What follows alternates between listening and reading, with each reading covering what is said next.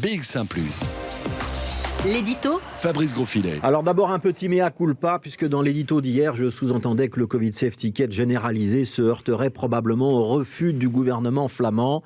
Mais finalement, ce CST sera donc bien d'application partout, y compris en Flandre, en tout cas pour l'Horeca et pour les salles de sport. Même Jan Janbon, ministre-président flamand, s'est finalement félicité de cette décision. On notera quand même au passage qu'en Flandre, le secteur de la culture n'est pas soumis à la règle, mais j'avais donc globalement tort. Les risques du métier quand on commente une actualité en train de se faire.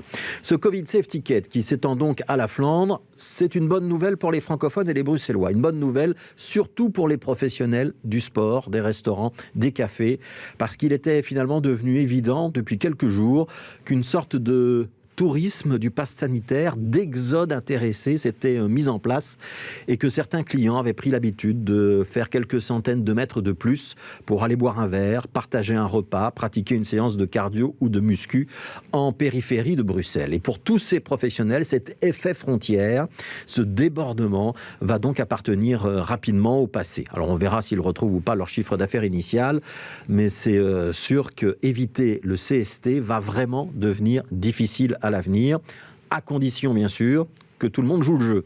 Et ça, c'est un appel qu'on voudrait lancer aux professionnels en question, puisque dans un certain nombre de lieux, visiblement, la vérification du Covid Safety Kit et du document d'identité qui est censé l'accompagner semble assez aléatoire, on va dire. Et ce genre de laisser-aller ou de laisser-faire vide la mesure de son efficacité.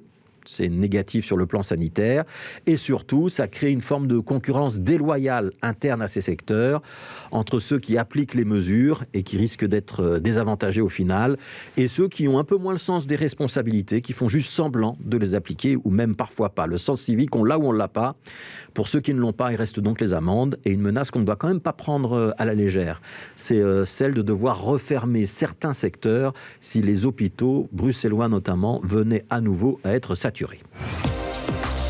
Alors pour le reste, on va le dire franchement, on a plutôt été surpris de ce comité de concertation qui se réunissait en urgence avec tambour et trompette, une phase de dramatisation alarmante où on parlait de 4e vague et qui finalement ne débouche pas sur grand-chose de tangible.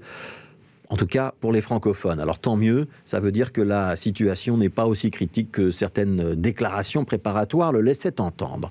On va quand même retenir un élément encourageant en ce qui concerne Bruxelles aussi. C'est la désormais claire progression des demandes de vaccination.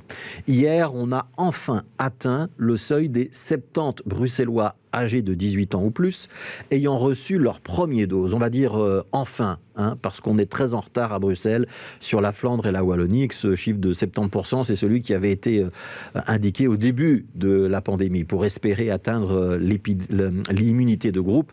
Et c'était bien au début de la pandémie, avant le variant Delta. 70%, c'est toujours nettement insuffisant. Il n'y a donc pas de quoi pavoiser. Mais quand même, 30 000 personnes vaccinées la semaine dernière.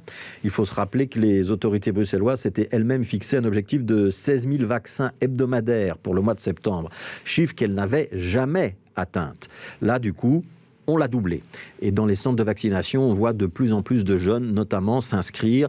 Ça, c'est bien l'effet du Covid Safety Kit, un effet à retardement, alors qu'on ne l'attendait presque plus, et que c'est sans doute un peu tard. Mais ce Covid Safety Kit, voilà, il est en place depuis 15 jours, et certains se rendent compte que ne pas être vacciné est un vrai handicap. Alors c'est évidemment dommage qu'il ait fallu qu'on entre dans cette phase-là, et les enquiquinements qu'on impose aux non-vaccinés pour que les courbes de vaccination s'améliorent enfin. Mais c'est quand même la preuve que cet effet Covid Safety Kit, qu'on avait observé en France avec Emmanuel Macron, fonctionne chez nous.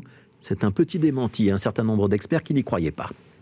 Toujours plus d'actu sur BX1 +.